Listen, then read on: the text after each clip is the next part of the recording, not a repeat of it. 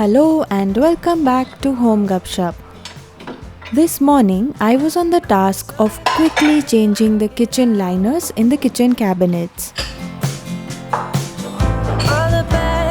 I had previously shown some foam liners that I have been using up to this point that have lovely patterns on them.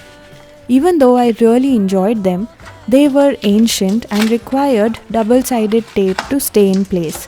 So replacing those with the new IKEA ones. I'll include a link to the foam liners if you're in India because I've always liked them and they really bring some color to the cabinets.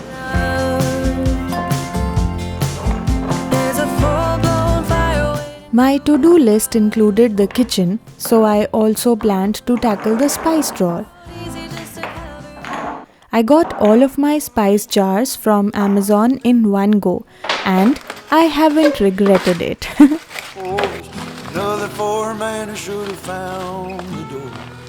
It is obvious that this drawer requires a thorough cleaning every now and then because it is frequently used.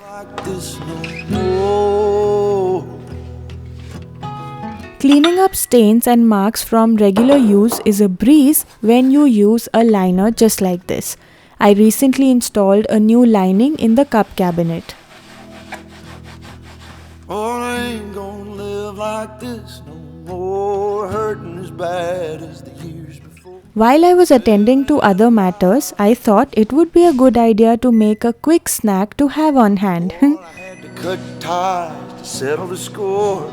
I ain't gonna live like this no more. We will make masala peanuts using roasted peanuts by adding gram flour, rice flour and a few other spices. I made these using peanuts without skin, but I realized that if you'd use the ones with peels on, the coating will stick better to the nuts. I mean, it'll be more even. In my case, that didn't happen.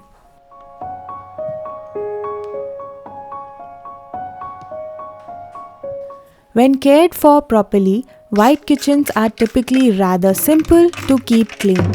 Regular stains don't show up as much for the most part, but sometimes they can get annoying, which is when these liners come into the picture.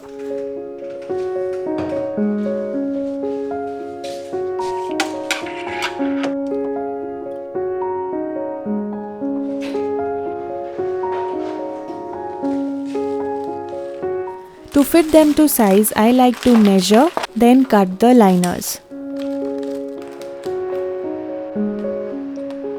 As for the outside of the cabinets is concerned, a very light hand of wiping every few days does the job and won't need any exceptional kind of deep cleaning in my opinion.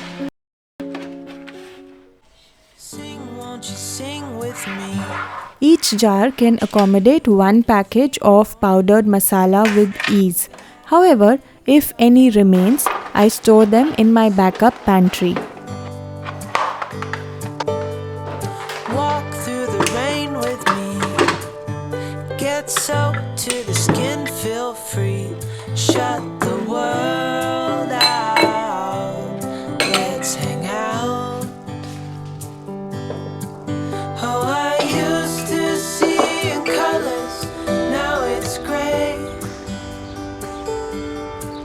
Till I met you. The spices needed to be relabeled because I had filled and modified a couple of them. I enjoy using this manual label printer since it prints the labels using a process like embossing. Because it's embossed, some letters might not print perfectly at times, but that's the beauty of it in my opinion.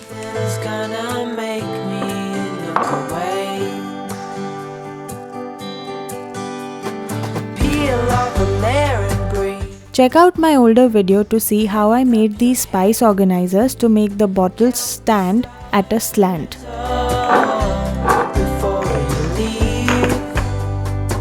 I arranged the bottles according to color this time. So all the shades of red or brown mix well together, as do the greens like fennel seeds and kasuri methi.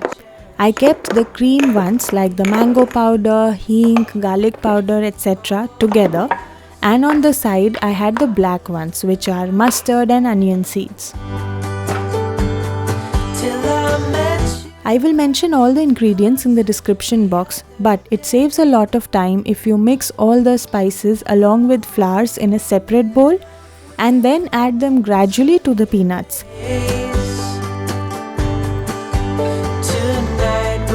We will be adding oil along with a drizzle of water to help with the coating. Since we are adding oil already, we don't need to spray anything separately. To ensure they are separated, evenly distribute them on the air fryer.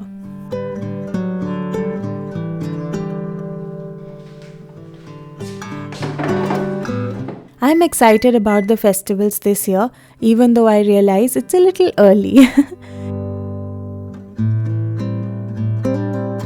I purchased some cushion covers last year specifically for the festivals.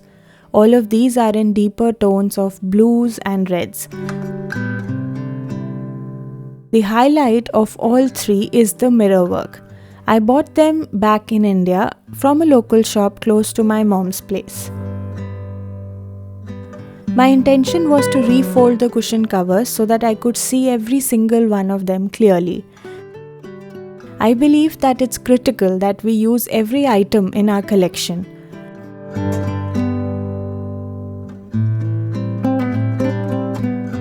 Also, to ensure that I don't lose a single piece from a pair, I will basically stack the two pieces together before folding them into thirds and then into half.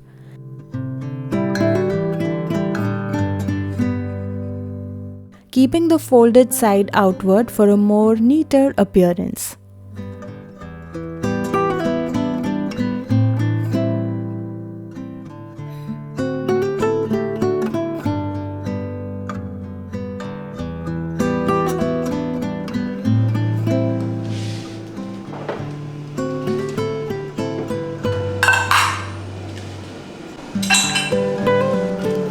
I have discovered an intriguing new method for making chutney that is quite simple to prepare and barely needs any chopping. Essentially, large bits of tomatoes, onions and garlic will be needed.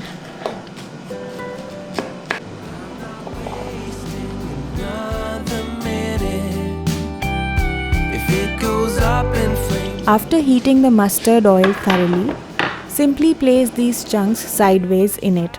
Add the garlic cloves and then cover all of it with a lid to allow the steam to cook the ingredients. I'm so done. I'm all done playing the waiting game. Don't wanna spend one. After a couple of minutes, you will notice that the peels are easily coming off. So I like to remove them before grinding anything, but you can keep them on if you wish. Make sure the onion is cooked thoroughly. I'm not wasting another minute. If it goes up in flames, I'll take the pain. I'm doing laundry more frequently these days, and that's actually making it easier for me to keep up with all of the clothes. I'm done playing the waiting game. I'm so done. Yeah. I'm all done playing the waiting game. I'm so done. I can now easily find what I need, and everything is much neater thanks to the new method of folding all the cushions.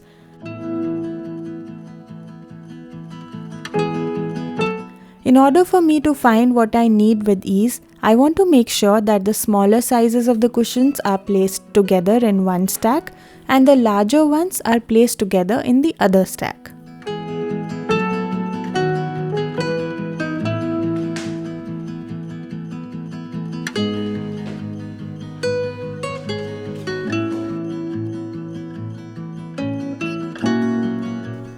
After about 10 to 12 minutes of cook time in the air fryer at about 165, I felt that the peanuts were fairly done. Although, like I said before, they're not very well coated. Maybe next time. If you have any tips for this, then please do share with me. After blending the chutney, we basically have to add a tadka with curry leaves and mustard seeds. Unfortunately, I totally missed shooting that step. Also, while blending, you can add a bit of salt and Kashmiri chili powder to bring more flavor and color.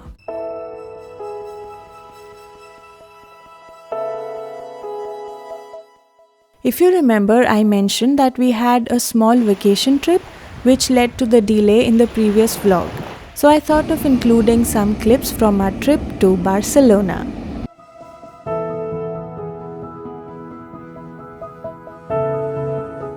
On the first day after landing, it was almost dinner time, so we quickly headed for dinner at a nice Italian cafe that was close by, where we ordered some amazing spaghetti with burrata along with a nice homemade kind of a pizza. On our way back from the Italian place to the hotel, we had to try the gelato, of course, which are extremely popular over there. We tried the mascarpone and berries flavor and it was heavenly.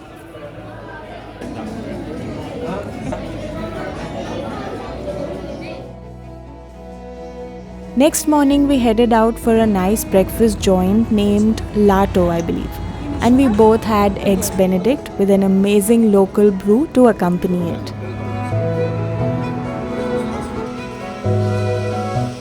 We were lucky enough to catch a traditional sardana performance in front of the Barcelona Cathedral. This was a Sunday and the performance along with the band was a delightful glimpse into their culture.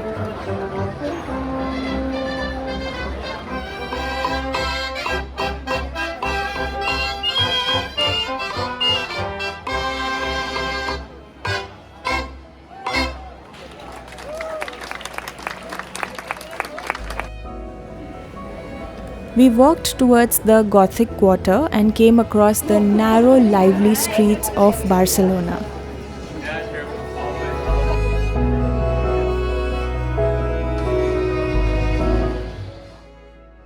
This was the gorgeous and very popular Sagrada Familia. We took an inside guided tour first to get an idea of the architecture and later ventured a little on our own. The light coming in through the colorful stained glass windows of the cathedral created a well-lit, beautiful ambience inside. The lofty columns supporting the towers of the cathedral gave an almost forest-like feel in the middle of the city. La Buqueria market, situated bang in the heart of the city, totally reminded me of India. Although they were mainly selling seafood, I was surprised to find a huge collection of spices too. We did cover a lot more things on our trip, like the beach,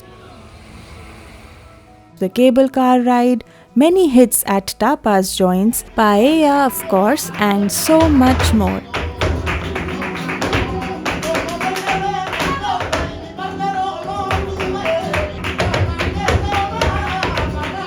These were some quick clips and I hope you also enjoyed watching the rest of the vlog. See you all next week.